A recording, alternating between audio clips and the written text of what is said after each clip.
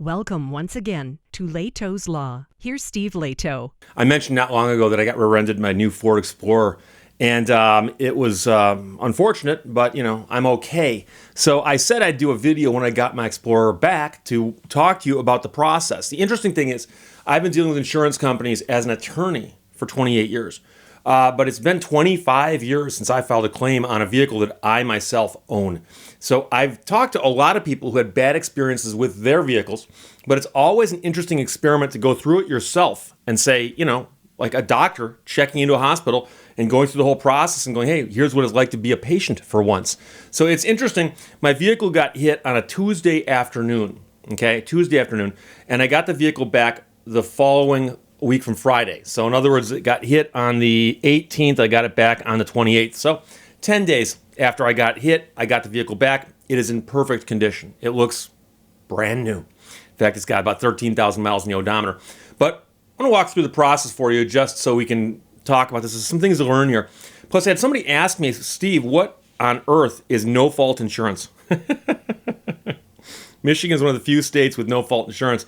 And no-fault insurance is a really, really silly concept, but we've clung to it here for some odd reason. It literally means if you're in a car accident and both cars are moving, your insurance pays for you, their insurance pays for them. And people go, what? Yeah. So the woman who rear-ended me admitted to the police officer she was not paying attention, and she got a ticket for failure to stop in an assured cleared distance. And despite that, my insurance pays for me, her insurance pays for her. Now, there is a little twist that I'll get to in a second, but let's go back to the very beginning. I got rear-ended. I was stopped at a light. I saw her coming in the rearview mirror. Nothing I could do. Car right in front of me. Bam, slams into me. Pull over, walk over, ask her if she's okay, make sure she's okay. Called the police. Oakland County Sheriff's deputy comes out, writes a report. Like I said, she said to him I wasn't paying attention. Now, when I first saw her, she had a cell phone in her hands, but I don't know for a fact that she had it in her hands when she hit me. But we can speculate all we want. She's 18 years old. So my car is drivable, and the back end's bent up, and I'll put a picture on the screen so you can see it. But my car is drivable, so I drive it home, and I'm like, okay, I got to file a claim now. Now, I'm not going to spend a lot of time talking about the name of my insurance company because I don't think it matters, and I'll explain that at the end. But I'm going to say it one time, and it's the one involving the little lizard on TV. And I come home, and I log on to the website. Now, I mentioned I have not filed a claim in 25 years, and I've just been paying my premiums, and I've got the full boat on my Explorer with a deductible, of course.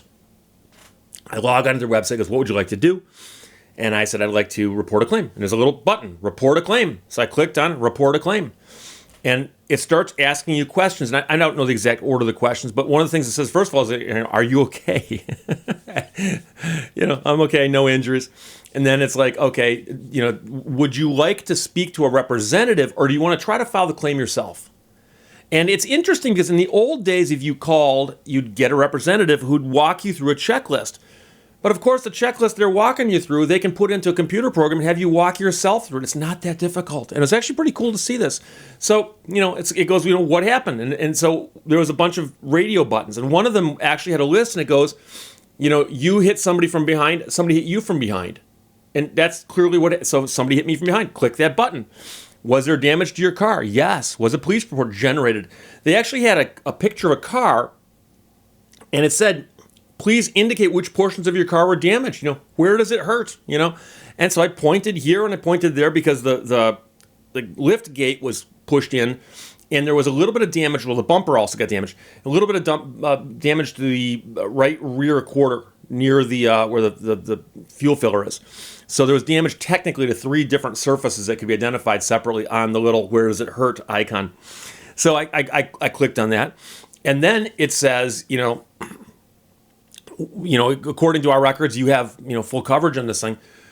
Would you like us to arrange for it to be repaired someplace, or would you like to arrange for it to be repaired someplace, keeping in mind that someplace else that you take it to might be a little slower? And I forgot how they phrased it, but the implication is that if you take it to somebody they don't deal with, they've obviously got to scrutinize the estimate more, but they've got approved shops. They go, if you take it to one of our approved shops, we can set that up and it'll happen faster, be more efficient, and that makes more sense. So I said, sure. And then they said, would you like us to schedule an appointment for you? I said, sure. They go, when? I said, is tomorrow available? Click the button. It goes, yes, what time? And then it listed a bunch of dealerships, and I recognized the names as reputable dealerships, and there's a bunch of them. It wasn't just go here. It was like, here are 3 that are available tomorrow at the time you chose. And one of them's a big place that I'm familiar with. It's about 3 miles from my office. I said, 10 o'clock there. Goes, you're entitled to a rental car. Would you like us to arrange the rental car? I said, yes. Goes, according to this, here's what type of vehicle you're driving now. You're entitled to a similar replacement vehicle. They have them. Do you want an SUV? I said, sure. So they said, would you like the rental car brought to the dealership tomorrow when you're there dropping your car off? Okay, click the button. Next morning, I get up, get in my car, drive to the dealership, find the body shop, pull in, walk in. I'm the only person there.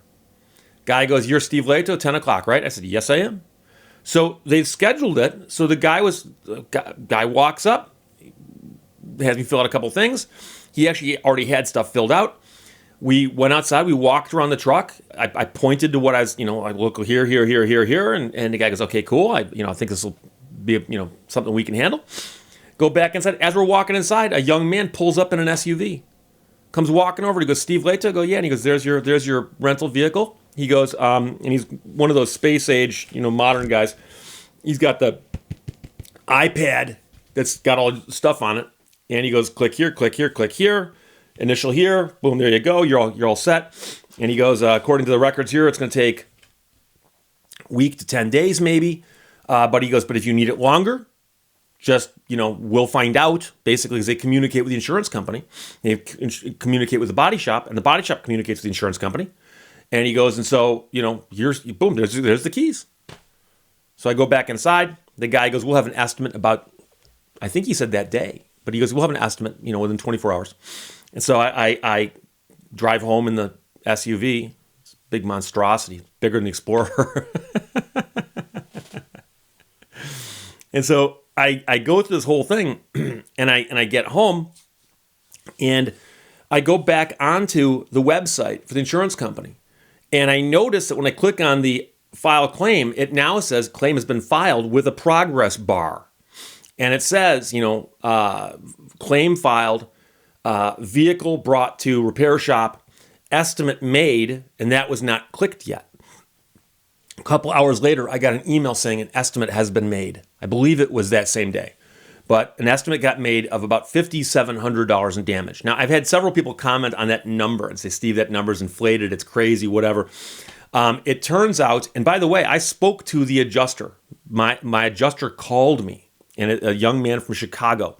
And I forgot his first name, and I apologize for that. But nice guy. And he goes, hey, my name is so-and-so. I'm the adjuster from the insurance company. Just calling to let you know we just got the estimate. The estimate's $5,700. He goes, one of the things that we're doing is, he goes, we're not going to try to save the tailgate. He goes, we're going to replace that with a brand new one.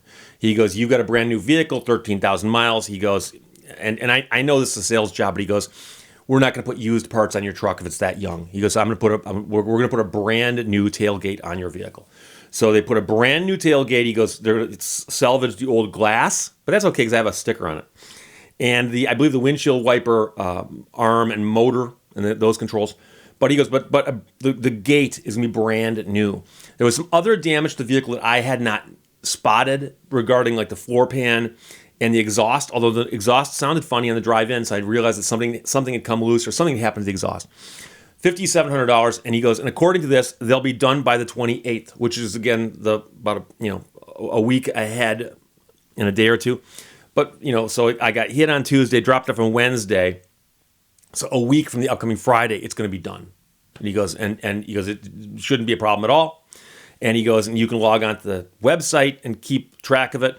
And he goes, but the body shop is also supposed to keep you in track of all these things as well.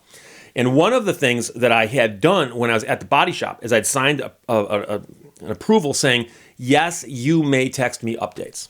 Okay? So every single day of the next few work days, I would get a text saying, we've begun work on your vehicle. We're halfway done with the work on your vehicle. We're nearing completion with the work on your vehicle. And I was getting these texts one a day saying this. So on Friday, I didn't get one. And I logged onto the Geico website, and it just says, work completed. So I sent a text to the adjuster and said, hey, I didn't get a text from the body shop, but it looks like the work's been completed. And he goes, hang on a second. And he had the guy from the body shop call me. The guy goes, yeah. He goes, actually, your car's done. He goes, we're detailing it right now, but you're going to be able to come in and pick it up shortly. He goes, I was going to call you when it was ready to be done. And I said, okay. I said, well, here's the deal. I said, just, let me know. And he gave me a time frame. He goes, if you want to, you can just stop by after this time and your car will be ready.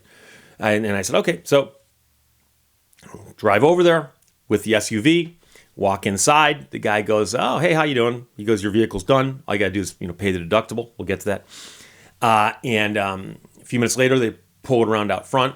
Looks brand new. They've actually not just fixed it, they've washed it and waxed it. And I mean, it's, it looks brand new. And they even detailed the interior where the passenger side floor was clean. So I know that somebody had actually vacuumed over there. So they did a very, very good job. And I said, what do I do with the rental vehicle? And the guy goes, key right there. He goes, just lock it. We'll tell them it's here. They'll come get it. You're all set.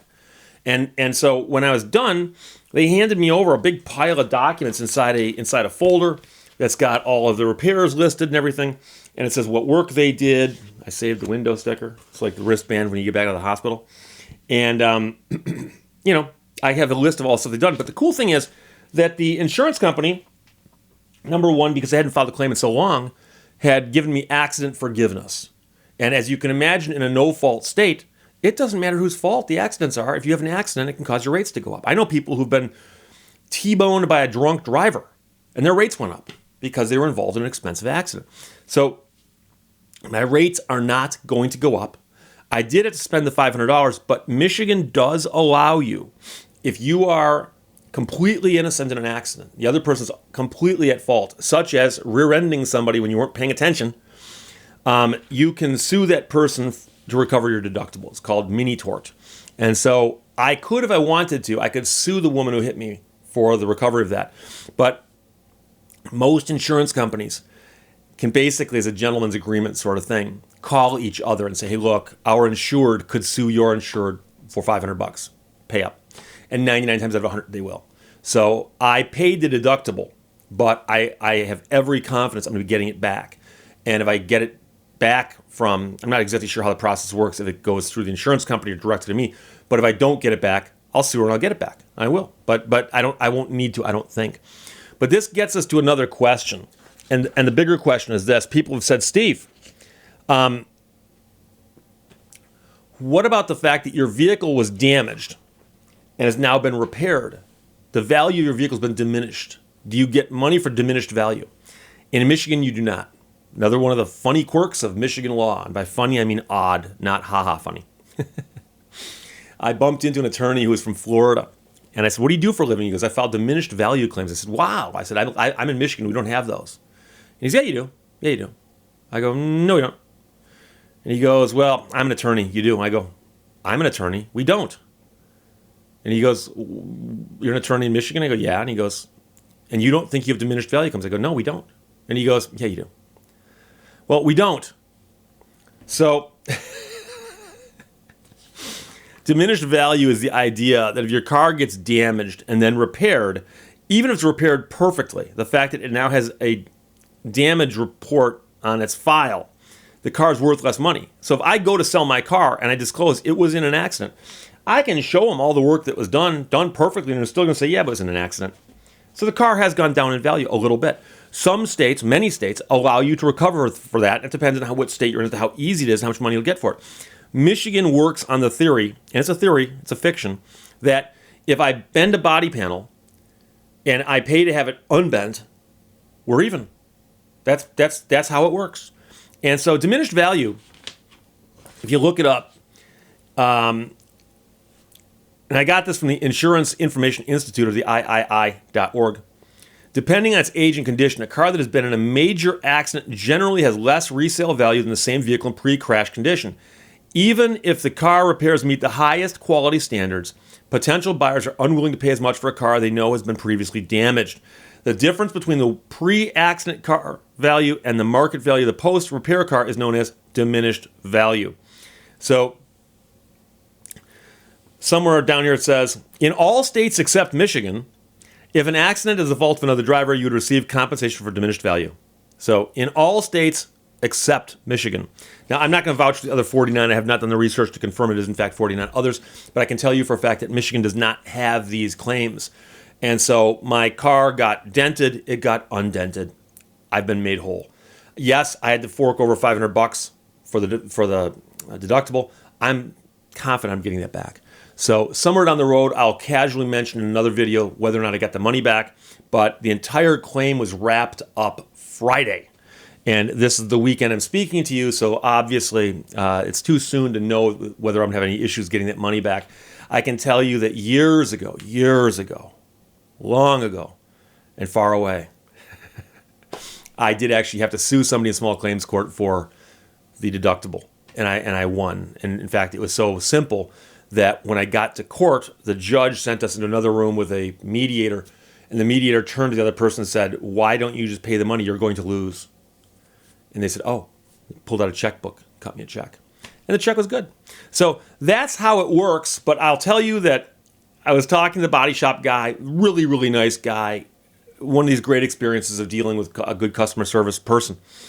And I said, I hope you don't mind. I said, but when I walk out to my truck, don't take it the wrong way. I go, but the first thing I'm going to do is I'm going to click the button to make sure the lift gate opens and closes on its own.